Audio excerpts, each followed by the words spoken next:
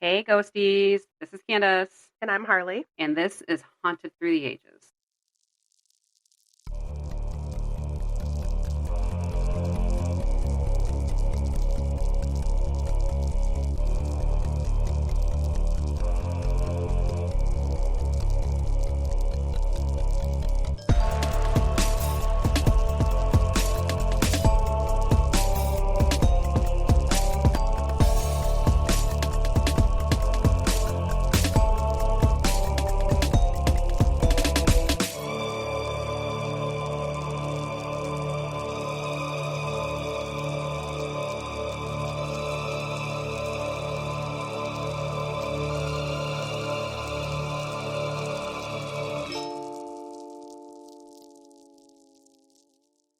How are you? I'm okay. I'm tired. I'm nervous. Though I've had an Alani already, so I can almost see sound. Like Good for you. I'm cranking Alani's out here, like left and right. I had a Diet Coke. It's doing nothing for me. A Diet Coke and a water. I could use an energy drink. I got you one. You know I what? didn't You even think should. Now I'm about it. offended.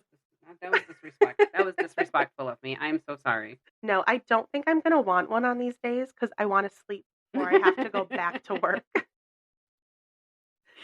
It's gonna be so weird having you there during the days on a Friday instead of I know. leaving notes for you. Like, oh, listen, when Harley comes in, not Carly. Doug calls you Carly, so I always call you Carly. He calls me everything and he does it in front of people.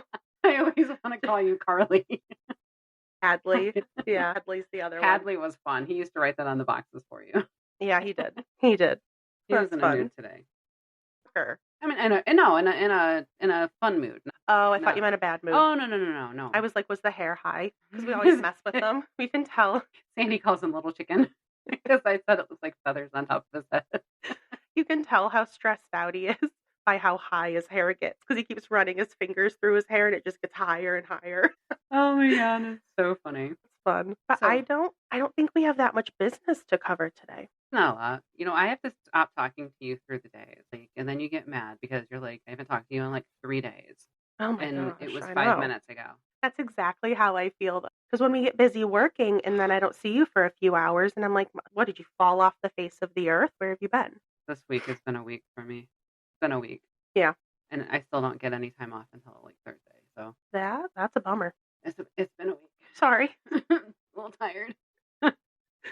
So last week at the end of the episode, by the way, thank you to everyone who's listened. Oh my god, so excited. Much appreciated. We've gone international. We're international. It's amazing. That's it. We're basically famous.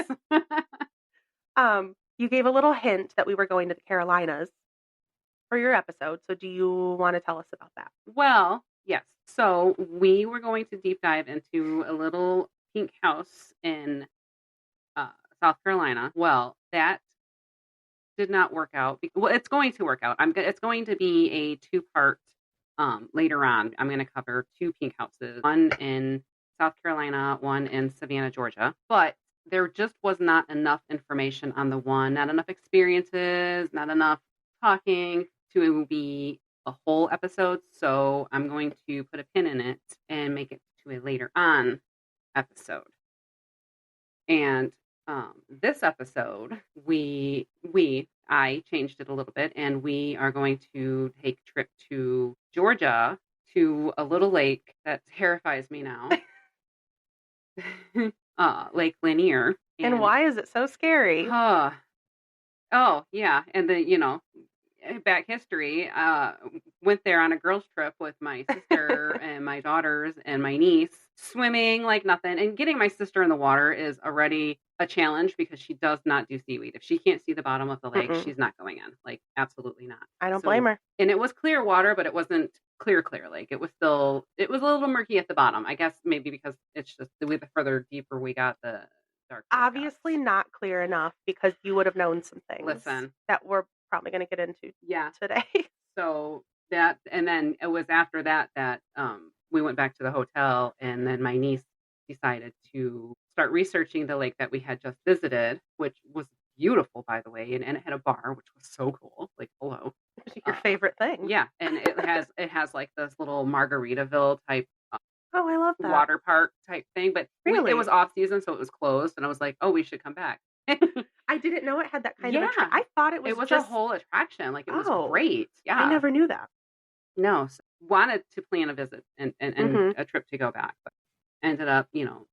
Now, this is normally the part where I would tell you, "We'll go, surely, because I wanna see all the haunted Oh, things," we're going.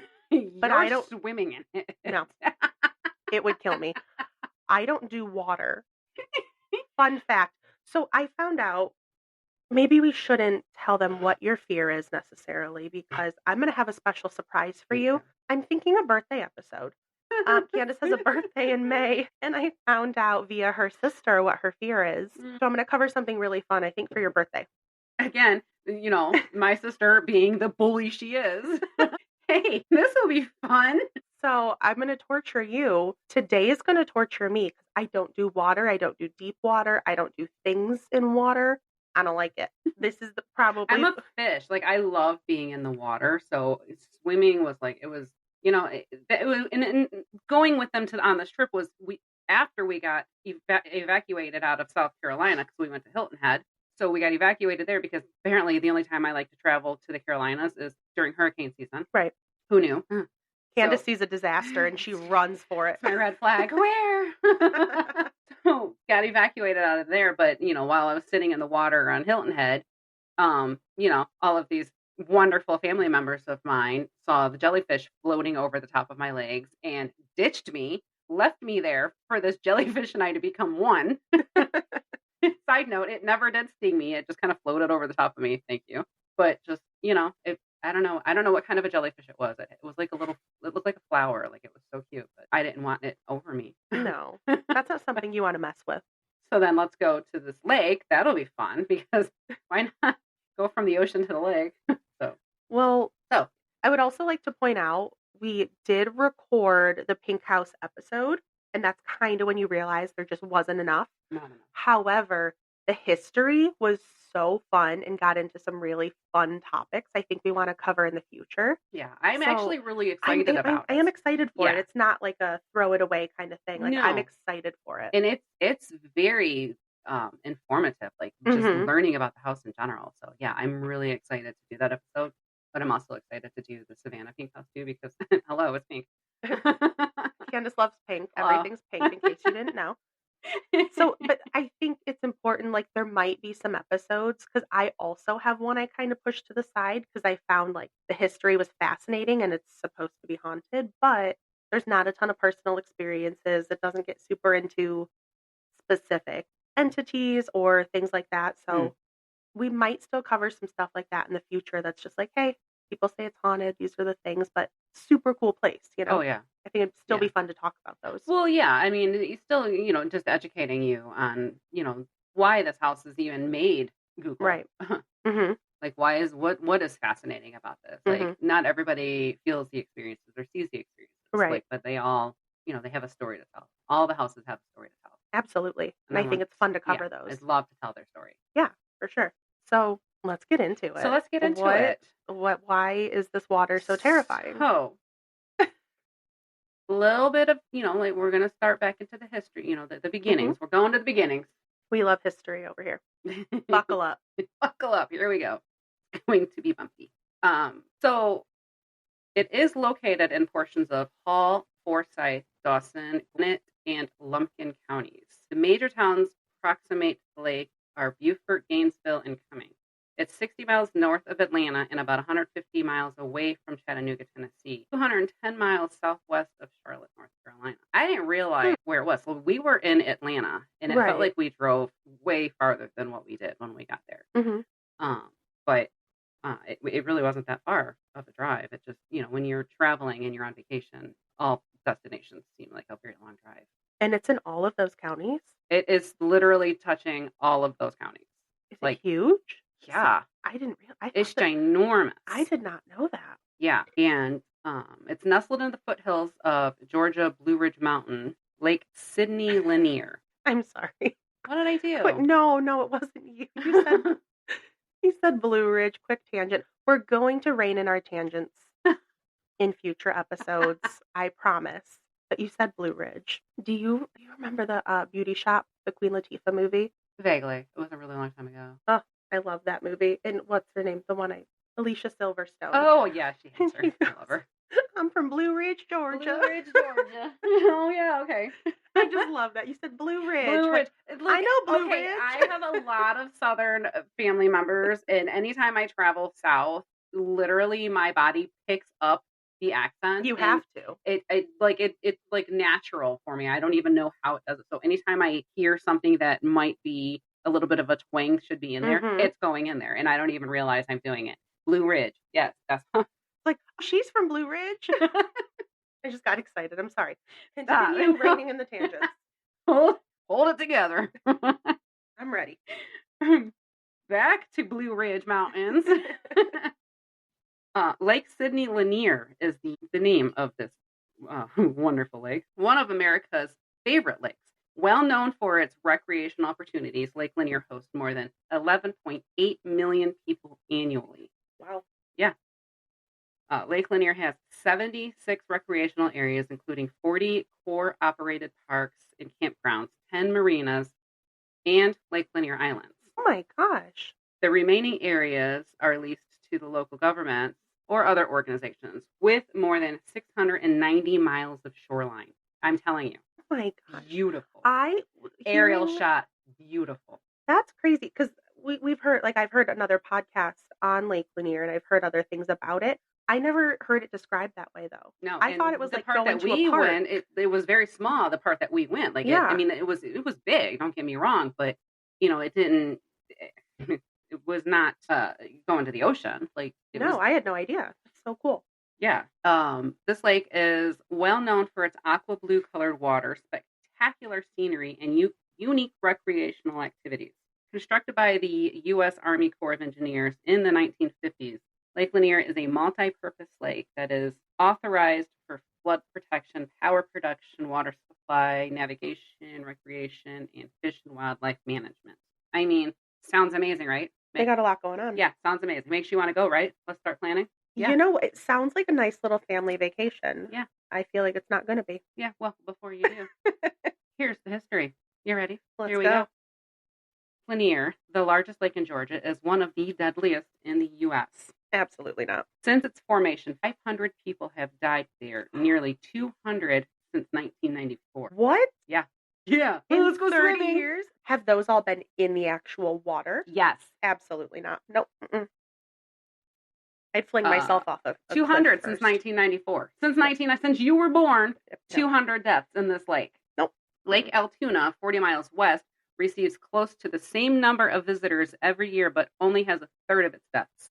One explanation for the high number of fatalities lies beneath the surface. Debris and rubble from before the lake's construction, as well as everything from sunken boats to lawn chairs to fishing wire, create a horrible underwater obstacle course. This, coupled with the lake's low visibility, makes rescue operations damn near impossible. I don't do things in water. That freaks me out. But, there's another theory for the body count.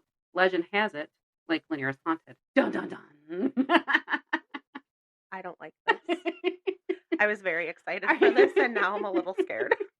Well, getting a little warm here. Sorry. Oh. So, now thoughts vary as to why. Some say spirits from the graves that the Corps of Engineers were never able to relocate because, building the lake. It's a man-made lake, by the way. Did I tell you that? No, you did not. It's a man-made lake. Yes. I'm sorry if I missed that. No, maybe you said that and I missed it, but I don't know. I did not hear that. It might not be. I mean, I got my notes, so it may not have been in my notes, but it is a man-made lake that the Corps of Engineers, they. Do you mention why they created it? Because that's a big ass lake. Yes, okay. It goes. Yeah, I get into that. Okay. If I don't, I will. Okay. But yeah. So the homes had to be relocated, and there was graveyards and like all of the stuff. Yeah. I'm remembering now. Okay. Yes. Yeah. So digging the lake, they didn't relocate a lot of these graves. Right. It was a town, right? Yeah. Oh, absolutely yeah. 1956, while digging the lake, others say phantoms of the 27 victims who have died over the years, but their bodies were never recovered. Oh. Yeah. Most of the deaths were able, they were recovered. Okay. So far, they're saying just 27 victims were never recovered in 1956. So the most famous story is known as the Lady of the Lake. Reigned supreme in these parts. In 1958, two friends, Delilah Mae Parker Young and Susie Roberts, left to dance. After getting gas and skipping out on paying for it, bitches, Rude. you can't pay for it. That's shitty. Don't steal. They skidded off a bridge while crossing the lake and disappeared. Well, karma's a bitch. Look, people, pay for your gas. It wasn't until 1990, over 3 decades later, officials discovered a 1950s Ford sedan with remains belonging to Susie Roberts, which had to mean the body that was found back in 1959 must have belonged to their friend, Delilah Young. Where was Delilah found? She, the following year, a fisherman came across her decomposed body floating near one of the bridges. So one floated out of the car and one stayed in. One was thrown from the car. Oh my gosh. And one wasn't. Delilah Young. Locals didn't need forensic analysis to know this, though. They had seen Parker Young themselves wearing the blue dress she had borrowed that night from Roberts, wandering near the bridge. With her handless arms, so the story goes, she snatches unsuspecting lakegoers and drags them to the bottom. You know, I was going to take back the karma's a bitch comment, but that's rude. Of course, it's a legend. Oh. That's scary. Still don't want to go? No. I'm not going. I want to meet Delilah. Have fun. Bitch, you're driving. Okay, so another theory is the lake's tragic history can be traced back long before it was even an idea of a lake. Forsyth County was once part of the Cherokee Nation. In the 1830s, the U.S. government expulsed most, am I saying that correct? Expulsed, like kicked out. Expulsed. Okay. Most of its members from what would be one of the southeasternmost origins of the Trail of Tears. The second expulsion occurred 80 years later, this time involving a different community. Up until 1912, some 1,100 African American people owned land and operated businesses in Forsyth County. That fall, on September 9, an 18-year-old white woman named Mae Crow was raped and murdered close to Brown's Bridge on the banks of Chattahoochee River. Sorry, I laugh every time I see it because it just takes me back to my childhood and what is it? Singing about the Chattahoochee song. Alan Jackson. I love that song. When I'm researching, I keep reading. I was watching a documentary about it, and they were talking about the Chattahoochee River. I'm like, stay down. Hotter than a hoochie coochie. Not to laugh at poor Mae Crow here. It's Chattahoochee River in a village called Oscarville. Interesting. I think Forsyth County, if I'm remembering correctly, there's a true crime episode that talks about it, and it's still till this day. Yeah. A very, very, I could be wrong. Very controversial. Very racist. Oh, thousands. Very racist. Yeah. Shocker. The crimes were pinned on 4 young black men. No, black kids. Because the victim, I can't remember her name right now, but the victim was a black woman, and race became a very big part of the whole. I don't know about that. I think it's still technically. I think Mae was a little white girl. Okay. I'm sorry, I did not research her. I just was getting. No, that's okay. As soon as you said Forsyth, yeah, I was like, oh, ding, ding, ding, I've heard that. And it might be the same. I didn't look her up to see. I was just getting information of the town necessarily, and this was part of the history of it. That's a lot of negative energy sitting in that ground. Yeah. So 4 African American people who happened to live nearby. They were 16-year-old Ernest Knox, his 18-year-old cousin Oscar Daniel, 22-year-old Truss Jane Daniel, Oscar's sister, and 24-year-old Robert Big Bob Edwards. Oh, Big Bob. So the day after Edwards' arrest, white mob invaded his jail cell. He was shot, dragged through the streets, and hanged from a telephone pole just outside of the courthouse in Cumming County. And you said that was the early 1900s, right? That was 1912. Crow's death and Edwards' lynching begat more violence. Shocker. White mobs known as night riders, we like to call them KKK, but went door to door with torches, guns, burning down Black churches, businesses, demanding that all Black residents of Forsyth County vacate immediately. Oh my God. The residents quickly got the hell out of Dodge, left most of their things behind, left homes, their crops, the land, all of their belongings, like everything. They just, and the whites then, like rodents, like the rodents they are, picked and pillaged what remained. Just took their shit. Like, yeah, you go. Like, we're just like, taking well, it's shit. ours now. Yeah, you shouldn't have left it. Like the British in the White House. Shouldn't have kept me out. Yeah. So it took a jury a little over an hour to convict Ernest and Daniel for Crow's death. Trust Daniel's charges were dismissed. So she was dismissed. Apparently she didn't have anything to do with it. Interesting. Disgustingly, 5,000 people gathered to watch the two teen boys be hanged. Oh my God. It is widely believed that Edwards Knox and Daniel were innocent of the crime. Of course they fucking were. It was convenient. Gross. Do better. So keep in mind, this was a mocked lynching. Yeah, this was a practice lynching.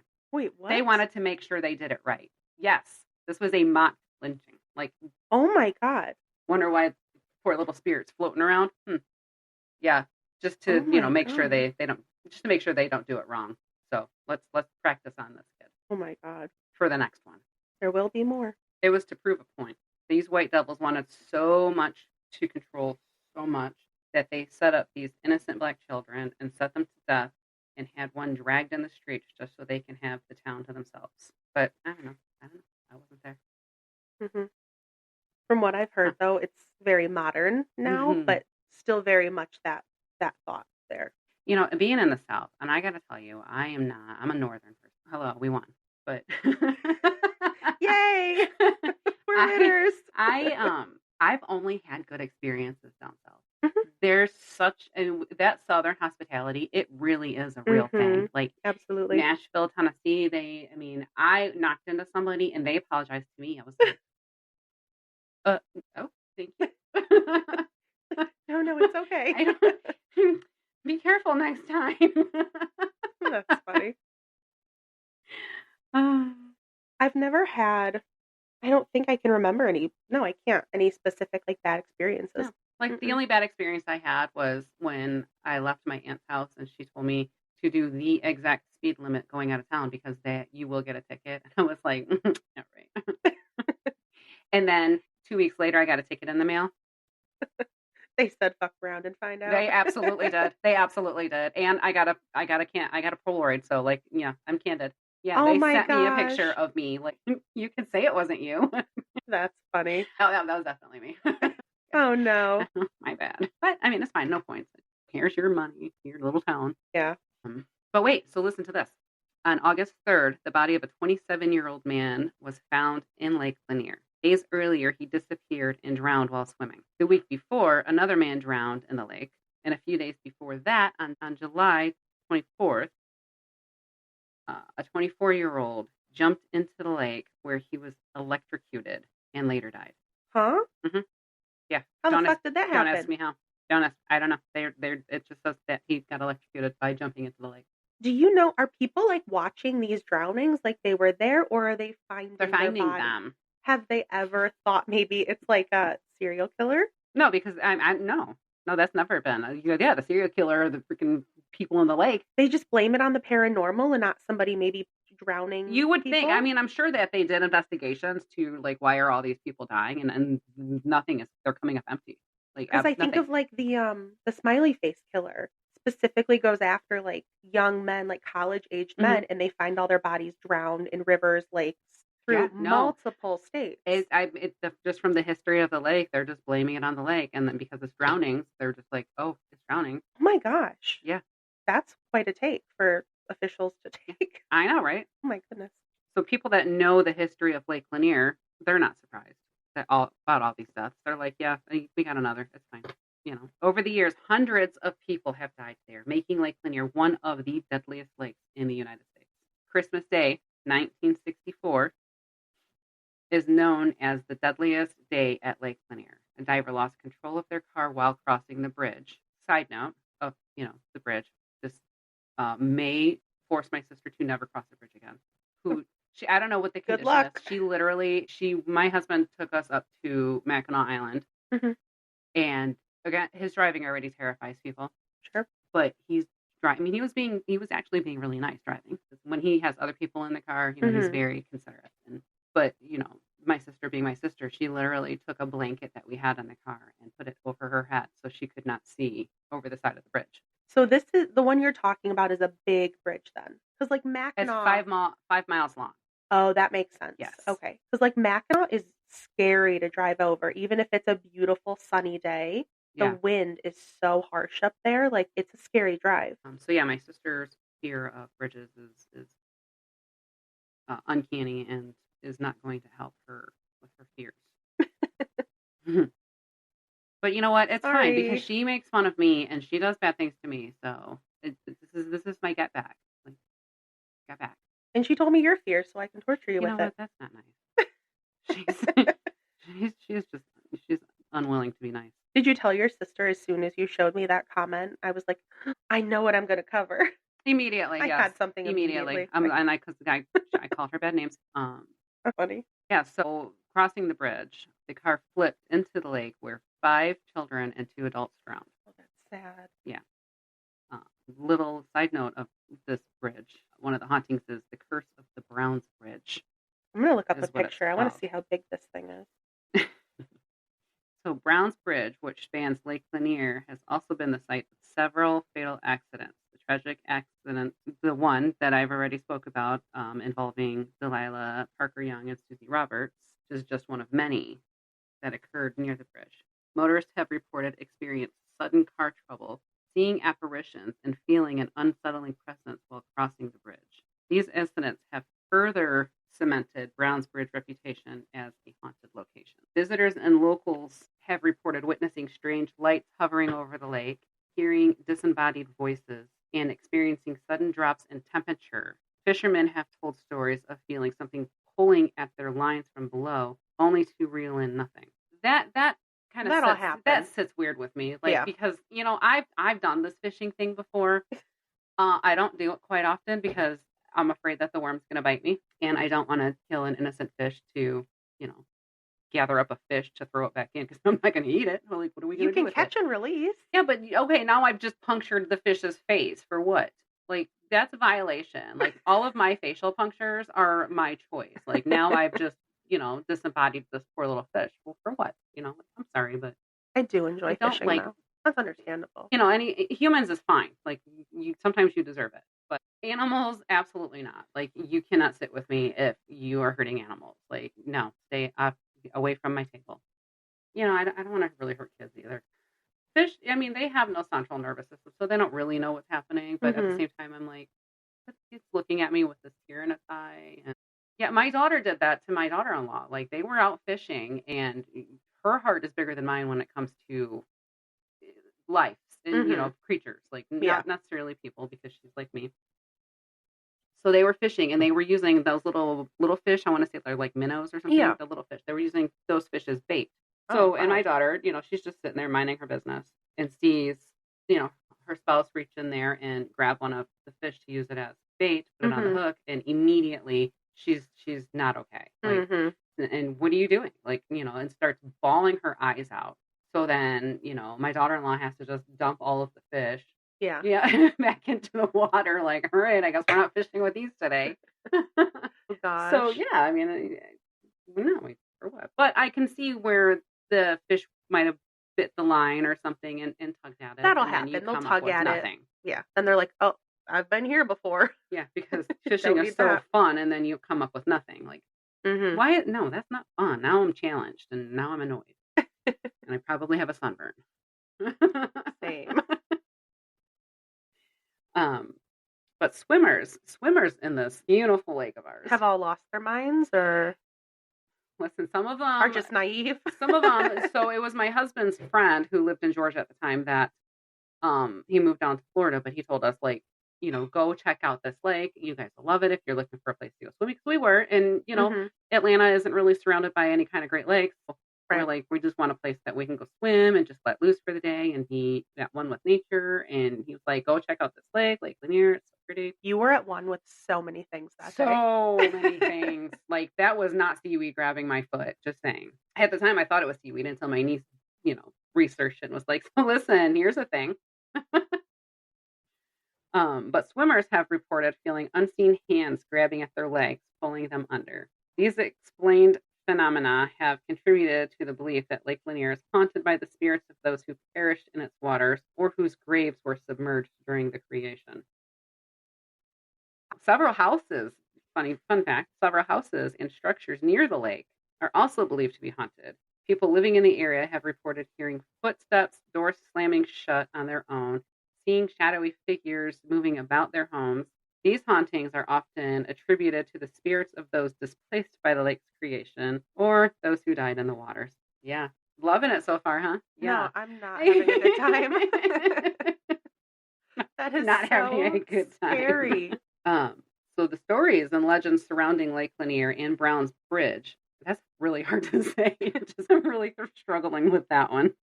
Like, my mouth is so dry over here. Brown's Bridge have been passed down through generations, becoming I don't even know how that word is. A history part of local folklore. We're just going to ad-lib and throw a word in there. Okay.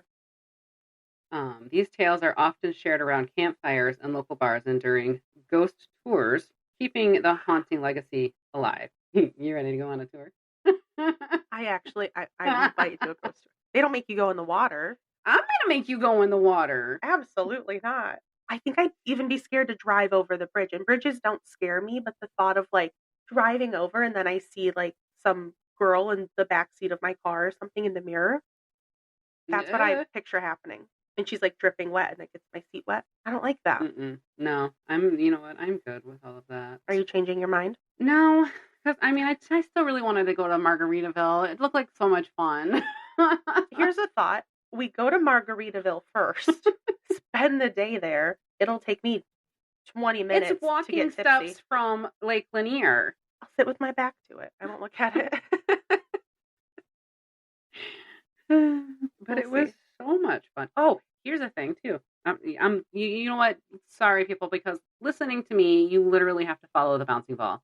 Like, my conversations go in all sorts of different directions. But in 2012, 11-year-old son of Tamika Foster, Usher's ex-wife, died at the lake. His ex-stepson. Mm-hmm.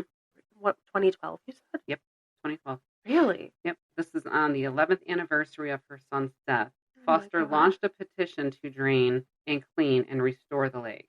What will be found if Lake Lanier is ever emptied? I've heard stories about what's down there, and it terrifies me. Yeah. So watching that documentary, I saw that there's an actual track, like a racetrack, under the lake. Yep. This is the part I remember and hearing they didn't clear anything out. Nothing. They just pour water over it.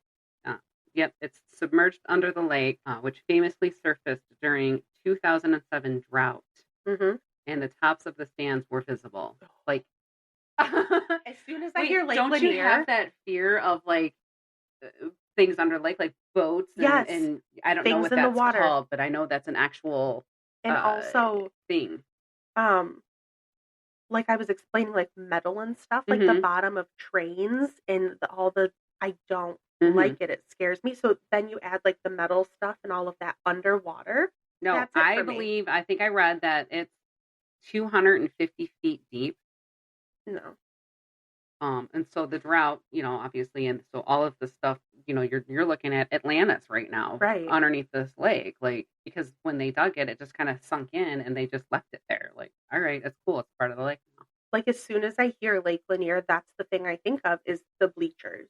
And that's what scares me. Well, the racetrack is known as Lanier National Speedway or Lanier Raceplex before being submerged. Was a dirt track that was paved in the mid-1980s. And it's not like it's old. That's what's crazy. The stuff, that's not a long time ago. Yeah, it was located just outside of Brazelton, Georgia, and is now under Lake Lanier. The lake was created when the dam was built, and the racetrack, along with other structures like homes and barns, were submerged. The lake was created when the dam was built, and the racetrack, along with other structures like homes, barns, were all submerged. Like, I don't like it. whole ass houses just under the lake. It's kind of cool to explore, though. Like, not gonna lie. When I watch videos of them exploring the Titanic, I have like this eerie, creepy feeling in my stomach, but I'm just fascinated. Like, I can't look away. That makes my stomach hurt. During the 2007 drought, the lake levels dropped significantly, allowing the tops of the racetrack stands to become visible, making a haunted memory waiting for spectators to show up for the next race. Is this like a big scuba diving area? 'Cause I bet people You would know what? love that. They don't really do a lot of scuba diving because of all of the metals and That makes sense. sharp objects and wires and stuff that and you Okay. can't see them, and it's so murky and dark Oh, that I far didn't down. think Like, about yeah, that. people are going to be decapitated down there. Like, they make it very like they Okay. showed on the documentary that when one diver goes down, he is attached to the diver at the shore, and they communicate by pulling this cord to let Okay. them know, like, you good? Like, bro, you good? Like, basically, you're Really? fishing for people. Oh my gosh. So you'd be better off just sending down a camera. Yeah, and they do that. They have the yellow one that they use to go searching for the Titanic. Mm-hmm. Like, could you imagine like scuba diving through a house? that, No. that would be like literally floating up the stairs. No. So you're taking a house that's probably haunted at this point, putting it in haunted water. That's my worst fear. When I saw that, though, how it was uh, when the drought happened, and you could see, like, you can literally see the racetrack. It's still completely formed. We should definitely, we'll link the documentary you watched in the show notes. Yeah, I found it. I stumbled on it on YouTube. I kind of want to see it. I'm curious. But there's actually a movie documentary on Amazon Prime, and I'm gonna watch that next because I'm full throttle and I'm deep diving into this. But it's called Surviving Lanier. So that's gonna be it for this episode. Okay. Stay tuned, for my next one because there's so much more to tell, Mm-hmm. and I'm so excited to keep going. I'm gonna follow up with this anyway. 2 weeks. I'm gonna revamp and finish up my Lake Lanier Okay. trails, and I'm gonna watch the documentary on Amazon Prime. I'm not gonna lie. Yeah, we'll make sure we get everything linked so anyone who wants to check it Yes, out. all of the can do that. YouTube videos. I'm really Yeah. excited to keep learning about where my life almost ended. Like, I was near death. You're so dramatic. I had a near-death experience. You don't understand. It could have been seaweed. Pretty sure it was a hand. She felt something touch her. She was Maybe fine. even my sister's foot. I'm not really sure. But So we will continue. You will continue Lake Lanier in 2 weeks. 2 weeks. And then I have an episode next week. Eh. We're about to record it right now. And She's it's gonna the terrify one me now. Yay. It's the one I mentioned in our first episode that genuinely scared me. I couldn't research it at night because I was afraid. Escorted to the bathroom like Yeah. by a 5-year-old. Yep. 6. I'm sorry, he's 6 now. He's 6. He's a big boy My now. God. He's 6. Clearly he can protect you, so it's fine. He's almost as tall as you. He really is. He's going to be a tall boy. Love that little baby. So that's it for us, guys. Be sure to like, subscribe, and share with a friend. And if you keep up with us, you can check out on our Instagram at Haunted Through the Ages. Check out our Facebook page, Haunted Through the Ages. Follow us over on X at HTTA Podcast. And join us over on YouTube at Haunted Through the Ages. We don't have anything on YouTube yet, but we will. That is the plan, is to get video going. We're not ready to extend our faces to you guys yet. And if you have any spooky stories you'd like to share with us, we can read them on future episodes. You can email those to us at hauntedthroughtheages@gmail. Also, a reminder, if you do not want your name read aloud, please tell us in an email or make sure you put listener story in the subject line. I'm so excited for listener stories, so come on, guys, send us some listener stories. That would be very exciting. We'll see you on the other side. Bye. Bye.